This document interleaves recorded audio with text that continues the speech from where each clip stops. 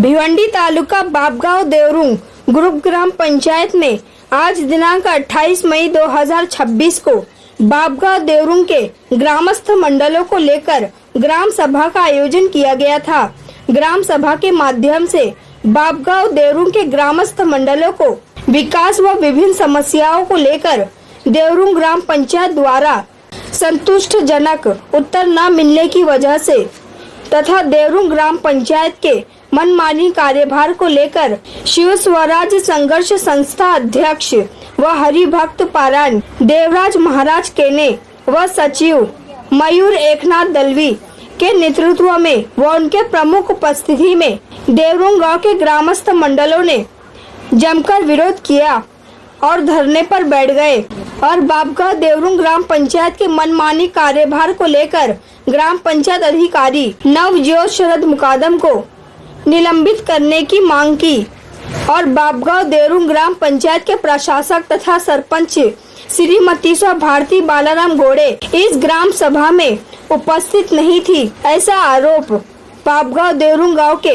ग्रामस्थ मंडलों ने लगाई है। और आगे हमारे संवाददाता से वार्तालाप करते हुए शिव स्वराज संघर्ष संस्था के अध्यक्ष व हरिभक्त पारायण देवराज महाराज केने व सचिव मयूर एकनाथ दलवी ने क्या कहा, ये सुनते हैं इस खबर में।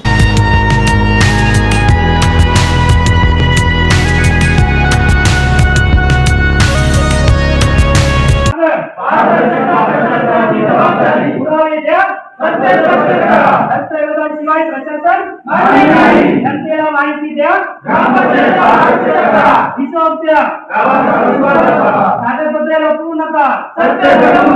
माहितीसाठी संघर्ष भारत माता की जय। ग्रामपंचायत बाबगाव देवरुंग आणि देवरुंग पाडाचा जो पारदर्शक आणि बोगस कारभार चालू आहे त्याविरुद्ध आज आपण ग्रामसभेमध्ये ग्रामसेवक यांना प्रश्न उत्तर केली तर त्यांच्याकडे याबद्दल कोणतीही उत्तरे नव्हती। आपण त्यांना दस्तावेज मागणी केली तर त्यांनी दस्तावेज आपल्याला पूर्णता नाही केली।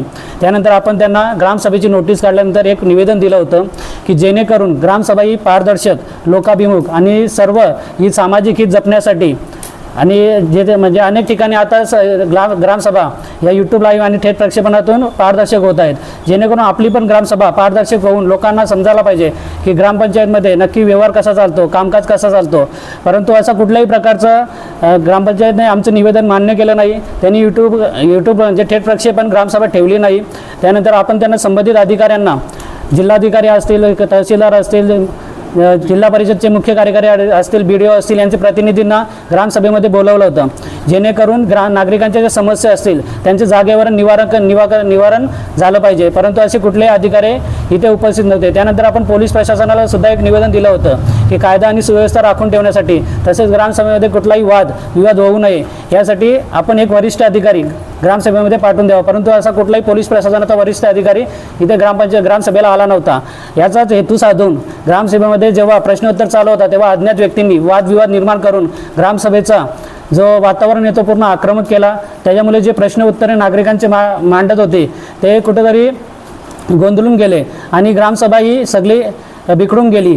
त्यानंतर शिवस्वराज्य संघर्ष संस्था आणि नागरिकांनी हा निर्णय घेतला की जोपर्यंत आपल्याला माहिती भेटत नाही मागील 5 वर्षामध्ये ग्रामपंचायत कार्यालयामध्ये जो झालेला कारभार आहे, किती निधी आला, कोणत्या योजना झाला, कोणती विकास कामे झाली, काय भ्रष्टाचार झालेला आहे का नाही, काही कोणते आर्थिक व्यवहार झालेले आहेत का नाही, याची जोपर्यंत आपल्याला माहिती भेटत नाही तोपर्यंत आपण इथनं ग्रामपंचायत कार्यालयाच्या दारावरून उठायचं नाही आणि ग्रामपंचायत कार्यालय चालू करून द्यायचं नाही। विषय असा आहे की जे म्हणजे सरपंच आता प्रशासक आहेत भारती बालाराम घोडे या ग्रामसभेला उपस्थितच राहिल्या नाही। त्यांनी कारण असं दिलं की माझ्या डोक्यावर मार लागला आहे आज सकाळी। तर ग्रामस्थांनी त्याच्याबद्दल विचारणा केली की फक्त लेखी खुलासा नाही तर त्यांचं मेडिकल सर्टिफिकेट नाहीतर काही वैद्यकीय बिले असतील तर ती दाखवायचं, परंतु त्यांच्याकडे त्याचा काही उत्तर नव्हतं आणि ते प्रशासक इथे ग्रामसभेला उपस्थित राहिले नाही। मग मागणी काय आहे तुमची? आमची मागणी एवढीच आहे का जो ग्रामसेवक आहे नवजोत शरद मुकादम त्याचा जो अपारदर्शक कारभार आहे प्लस आपल्या कर्तव्यामध्ये जी म्हणजे तो निष्पक्षता पालकतो आणि ग्रामस्थांना जो दिशाभूल करतो त्यामुळे त्याला तातडीने निलंबन झाला पाहिजे. आणि जे म्हणजे आम्ही 2025 आणि 26ची ग्रामपंचायतची जी बँक स्टेटमेंट काढली होती त्यामध्ये आर्थिक व्यवहार असे झालेले आहेत की ती कामं प्रत्यक्षात झालेली नाही आणि ती कामे दाखवलेली आहेत. आम्ही त्याची प्रश्नोत्तर केलं तर त्यांच्याकडे काय उत्तर नव्हती आणि उडवाउडवीची उत्तरं केली. तर याबद्दल जिल्हा परिषदचे मुख्य कार्यकारी अधिकारी आणि गट विकास अधिकारी यांनी एक स्वतंत्र यंत्रणा लावून निष्पक्ष चौकशी व्हावी आणि जो आर्थिक व्यवहार झालेला आहे गैरव्यवहार झालेला आहे तो बाहेर करून नागरिकांना याबद्दल स्पष्ट करावे की कोणता आर्थिक व्यवहार झालेला आहे का पारदर्शक म्हणजे ग्रामपंचायतचा पारदर्शक कारभार. आणि अशी एक मागणी आहे का जोपर्यंत चौकशी लावत नाही तोपर्यंत ग्रामपंचायत कार्यालयामध्ये कोणत्याही दस्तावेजाची हाताळणी होऊ नये. कारण आम्ही ग्रामसभेमध्ये वारंवार त्यांच्याकडे मागणी केली का दस्तावेज सादर करा परंतु त्यांनी कुठल्याही प्रकारचा दस्तावेज सादर केला नाही.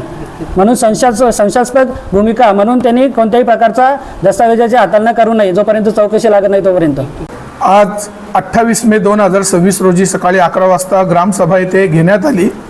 ज्या ग्रामसभेमध्ये आमच्या शिवस्वराज्य संस्थेमार्फत आणि गावातील सर्व ग्रामस्थांच्या वतीने अनेक प्रश्न इथं मांडण्यात आली.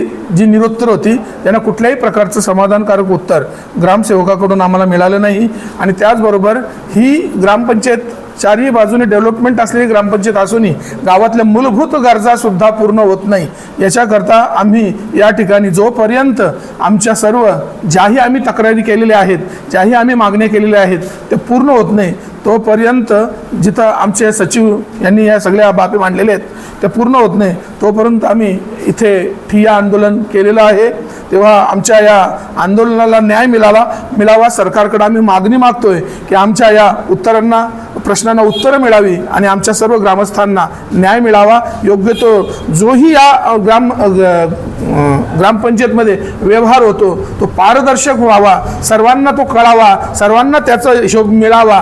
कारण जी कामं झाली नाही त्याचाही व्यवहार या ग्रामपंचायतमध्ये अनेक बिलांच्या मार्फत झालेला दिसतोय. तेव्हा या संशयावरून आम्ही सर्व ग्रामस्थांनी अशा पद्धतीने तक्रारी केलेल्या आहेत.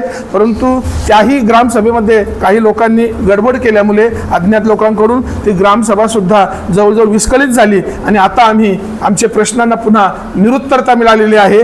आम्ही सरकारकडे मागणी करतोय की त्यांचे अधिकारी येऊन आम्हाला आमच्या प्रश्नांना उत्तरे द्यावी ही नम्र विनंती.